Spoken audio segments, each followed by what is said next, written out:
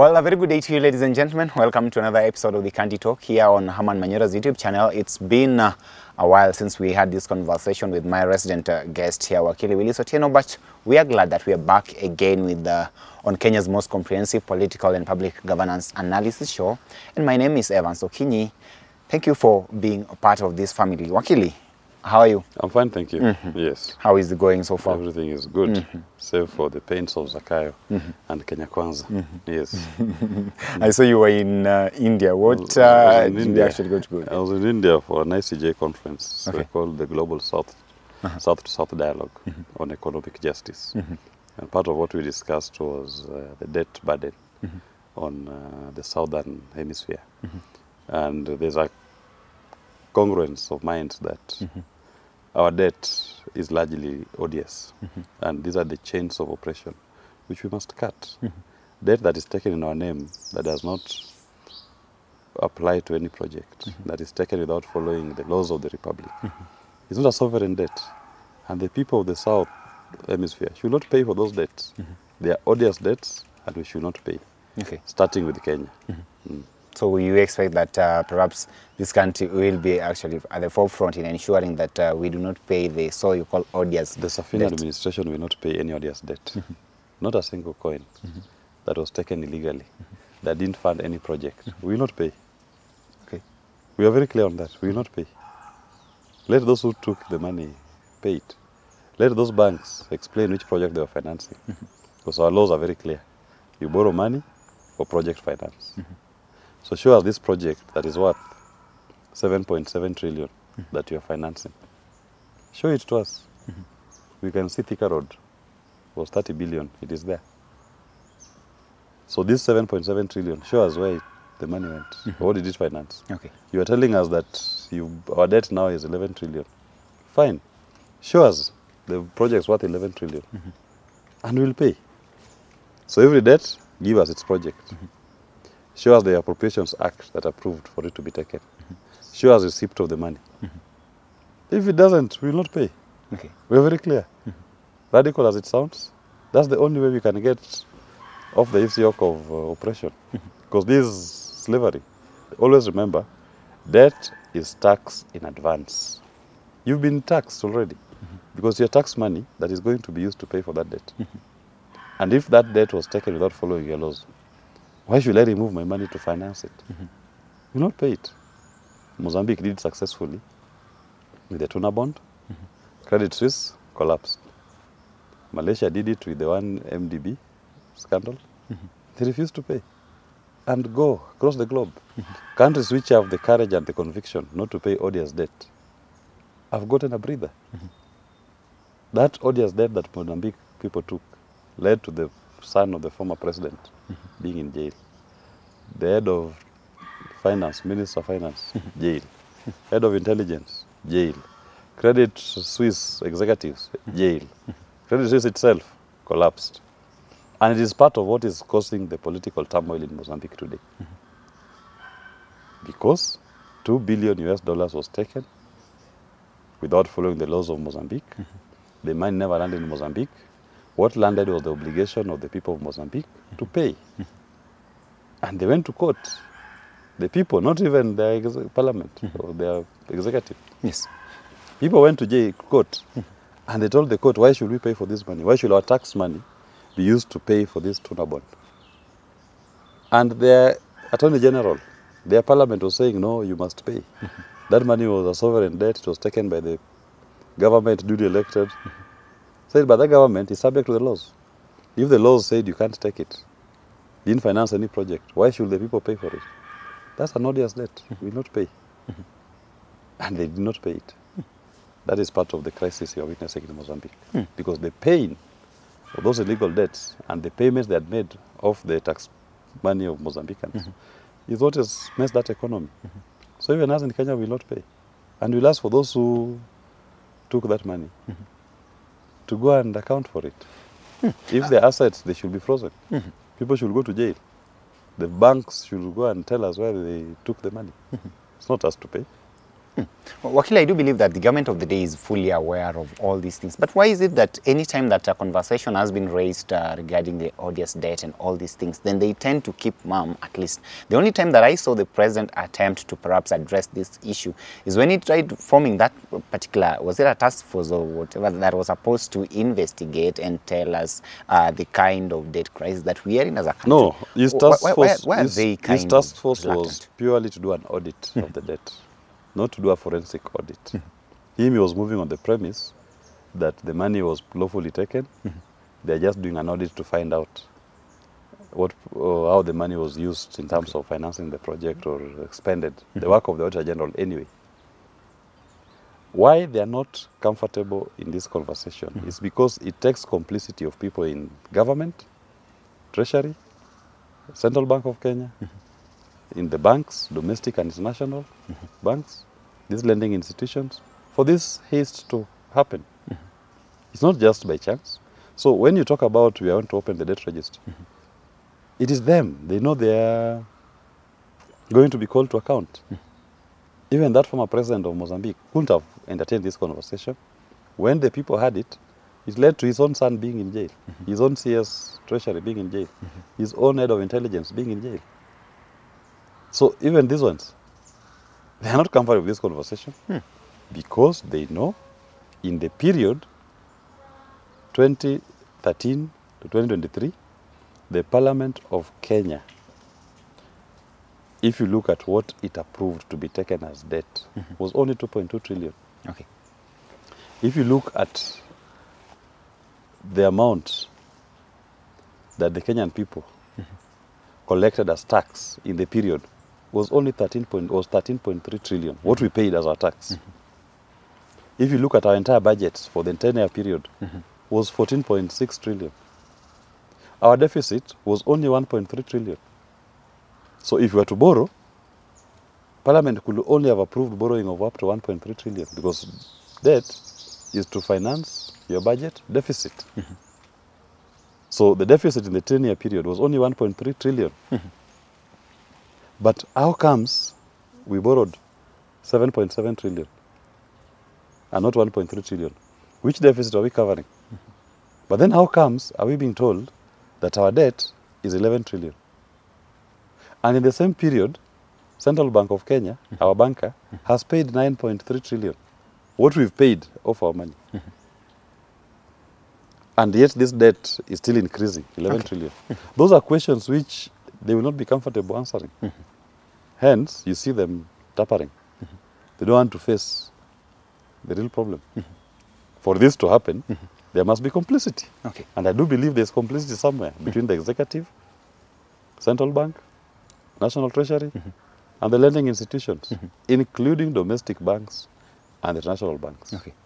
So do you believe that this is actually what has led us to where we are right now in the country with its very serious and critical sectors in the country here being non-functional? You talk about the health sector, you talk about the education sector, and all these things that we are actually witnessing in the country. And I would like to shift our focus to the education sector itself, owing to the fact that it's one of the most critical component of our country, and therefore killing education would mean actually that we kill the entire country, literally.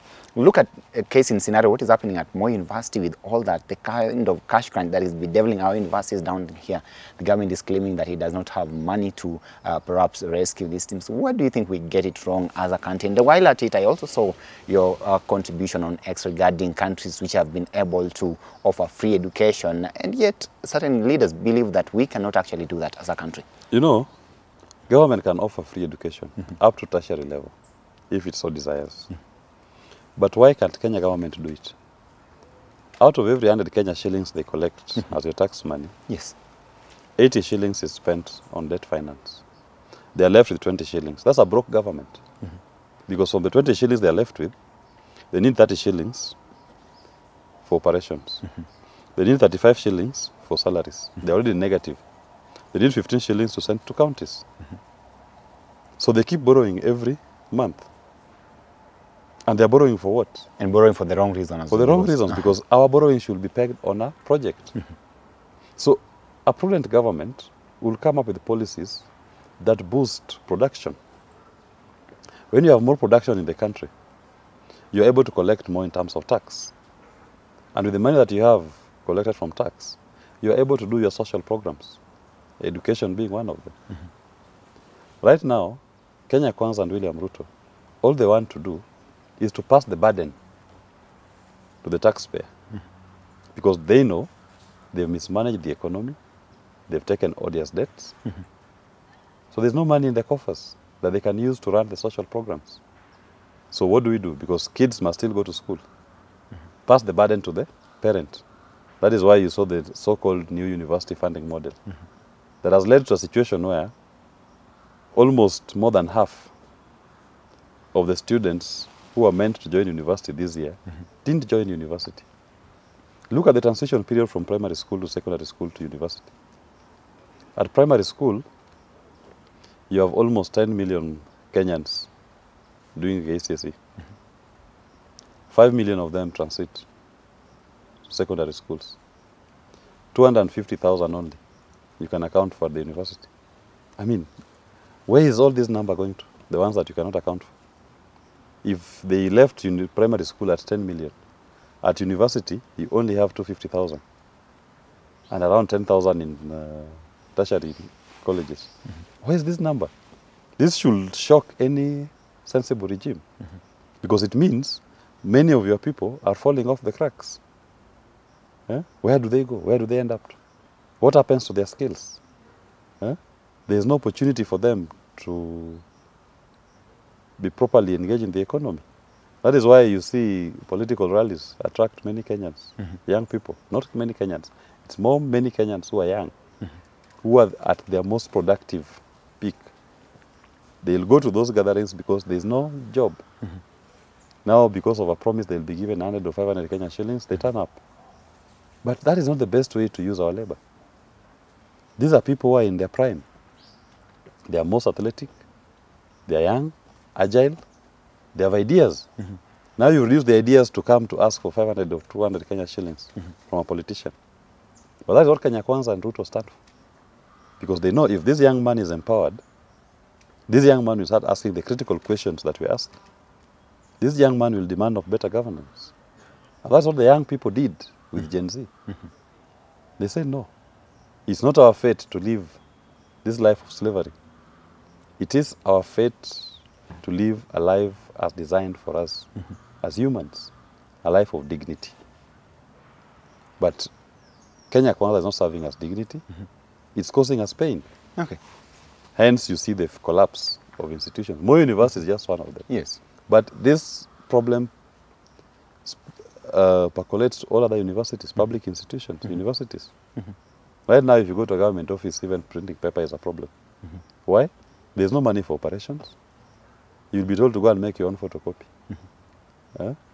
People cannot even serve you water in government offices. Those government workers themselves cannot get water. And yet they expect to serve you.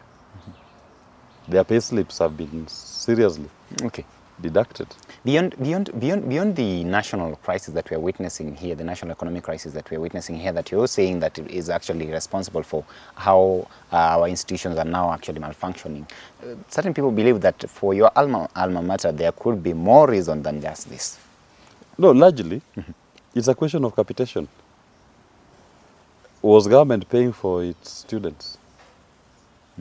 Yeah, that's why it starts.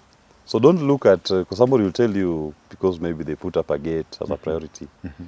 I mean, that gate costs 20 million. The problems of Moi University are 9 billion. Not 20 million. So if somebody pointing you to the gate is leading you to the bush, ask yourself, when did the rain start beating these institutions? When government stopped remitting capitation, when it was due for the government-sponsored students. So how much does government owe this university? So yes, there's a issue of mismanagement, but government also must take responsibility for its role in not releasing capitation to the universities as and when it was due. So it led to total collapse. Service provisions was not being done. Service providers withdrew their services. The infrastructure started decaying and rotting. So by the time now you want to get back to your feet, You are not just repairing, you have to redo it. And it's across all universities. If that is the case and things continue this way, do we envision a situation whereby we may see the other institutions of higher learning actually queuing behind Moi University as well? Of course, they're already queuing behind Moi University. Even the University of Nairobi is queuing behind Moi University. Egerton is queuing behind Moi University. They are all facing a cash crunch because the students who've been admitted, who are expected to pay on their own, how many of them can afford the fees? How many in this economy that is tanking? Huh? Just accommodation alone, go to the University of Nairobi today, go at night. How many students are sleeping in the hall the halls? Not in the halls of residence, but in the lecture theatres. How many? Many students are sleeping in the lecture theatres. Okay. How many students are squatting? One bed is shared by 3 students because some are not able to afford to pay for the hostel fees. Okay. Why? Because of the economy. This student has come from the village. The parents can barely eke a living even to feed themselves. Now you expect them to pay 52,000 shillings accommodation in a year. They are not able to afford it. But if the economy was working, parents will be able to even sell their cow and to educate their kid. The government will bear the burden or carry part of the responsibility of educating the young people. Now it is not doing that. And I'm telling you, it is because of this odious debt. Government keeps coming to your pocket to raid it, to raise more funds, to support its programs, to even just stay afloat. A pocket that is empty. So they're now coming for your pound of flesh. Huh? They're cutting it every day. They're eating you alive. So what then, in your opinion, is the ideal solution out of this? Ruto must go. It's the only solution. Because his economic policies have shown us what he can do. There is no other solution. If you think Kenyans will be any better with William Ruto as president, then continue with him. Okay. He has shown us what he's capable of doing. He's sold you his demand-side economics and how it cannot work, what it can offer you. Anybody who likes it, he's there. You can continue with him. But we need to have a conversation that is genuine. Which economic model can work for this country? And it can only be an economic model that is focused on production. You boost the private sector to produce. You saw yesterday they were launching a bulb in Taita Taveta in some old woman's house. And they want us to celebrate that they have launched a bulb. You know, when you discuss electricity as a country or energy, you should not be discussing energy in terms of the light bulb. You should be discussing energy as a factor of production. That I want to use this energy to boost the manufacturing sector, to boost industry. So that if somebody wants to set up a plant and machinery in Kenya, you will ask himself, how much megawatts of energy are they producing? Kenya produces today 3,000 megawatts. How much are they consuming? They are consuming 2,600. And it's not stable. So your surplus is negligible. Because with the 3,000 production and your consumption is almost like this. I will not put up a plant that requires 5,000 megawatts. Okay. Because your capacity is not able to meet that my needs. But we should be discussing that we've enhanced the national grid from 3,000 megawatts to 10,000 megawatts. So that if anybody wants to set up plant and machinery here, you'll be saying, I can look into Kenya, I'm seeing their production is 14,000 megawatts. Their consumption today is 3,000 megawatts. They have a surplus energy of 10,000. Okay. So if I will need 3,000 megawatts, I will not have a problem. Because I'm just taking off what is the surplus. But you're discussing energy based on a light bulb. I mean, that is such a micro issue that should not even attract the attention of a president. But it attracts the attention of William Ruto. You think the country can grow because you're putting light bulbs in people's houses? I mean, let's be serious. Let's be serious, okay. Well, ladies and gentlemen, there is the Deputy Party Leader of Sabina Party, Honorable Willis Otieno, actually Willis Evans Otieno here, is saying very well that it is the economy stupid. That is what he actually terms it always.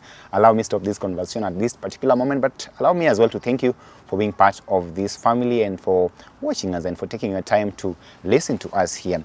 If at all you are watching us for the first time, kindly subscribe to this channel here, and you're free to weigh in and tell us what you actually think. Till we have this conversation again, have yourself a lovely day. My name is Evans Okinyi.